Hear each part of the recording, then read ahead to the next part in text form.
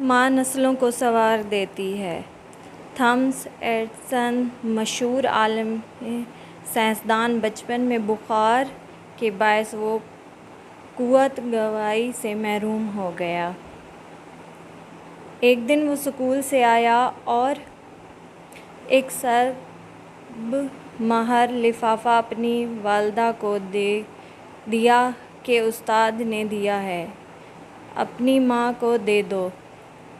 ماں نے کھول کر پڑھا اور اس کی آنکھوں میں آنسو آ گئے۔ پھر اس نے بالا آواز بلند پڑھا، تمہارا بیٹا ایک جینئس ہے، یہ اسکول اس کے لیے بہت چھوٹا ہے اور یہاں اتنے اچھے استاد نہیں کہ اسے پڑھا سکیں، سو آپ اسے خود ہی پڑھائیں۔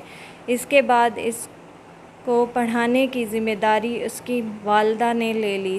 سالوں بعد جب تھامس ایڈیسن ایک سائنسدان کے طور مشہور عالم ہو گیا تھا، والدہ وفات پا چکی تھی۔ وہ اپنے خاندان کے پرانے کاغذات میں کچھ ڈھونڈ رہا تھا کہ اسے وہی خط ملا۔ اس نے خط کو کھولا تو اس پر لکھا تھا، آپ کا بیٹا انتہائی غیبی اور ذہنی طور پر ناکارہ ہے۔